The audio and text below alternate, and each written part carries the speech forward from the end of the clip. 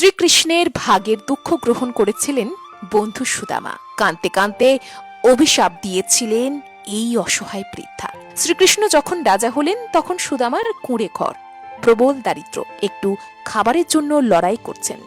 কিন্তু শ্রীকৃষ্ণ তো ঐশ্বর্যের মালিক, বন্ধুকে কেন সাহায্য করলেন না? তারপর একদিন চোখের জলে পা ধুয়ে দিলেন বন্ধু সুদামার। এই সত্যিকারের বন্ধুত্বের গল্পটা আপনি জানেন? একজন রাজা তো একজন ভিখারি শ্রীকৃষ্ণকে অভিশাপের হাত থেকে ঠিক কিভাবে বাঁচিয়েছিলেন সুদামা।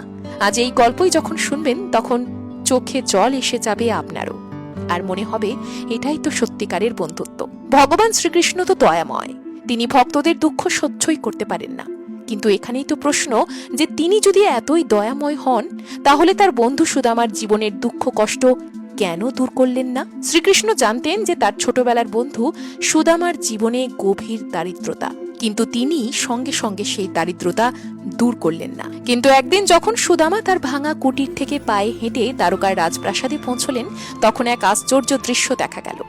রাজা শ্রীকৃষ্ণ সিংহাসন ছেড়ে ছুটে এলেন, বন্ধুকে জড়িয়ে ধরলেন আর নিজের চোখের জলে ধুয়ে দিলেন সুদামার ধুলো মাখা পা।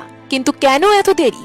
কেন এত কষ্টের পরে এই মিলন? এর পেছনে আছে এক অজানা ঘটনা। ছোটবেলায় যখন কৃষ্ণ আর সুদামা গুরু আশ্রমে শিক্ষা গ্রহণ করতেন, তখন আশ্রমের কাছে থাকতেন এক দরিদ্র বৃদ্ধা। তিনি যা ভিক্ষা পেতেন আগে ভগবানকে নিবেদন করতেন, তারপর প্রসাদ হিসেবে তাই খেতেন।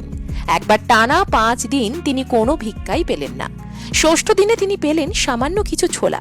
ভাবলেন পরের দিন ভগবানকে নিবেদন করে তারপর খাবেন। তাই ছোলাগুলো একটা পুঁটলিতে ভরে মাথার কাছে রেখে ঘুমিয়ে পড়লেন। কিন্তু সেদিন রাতেই এলো চোর।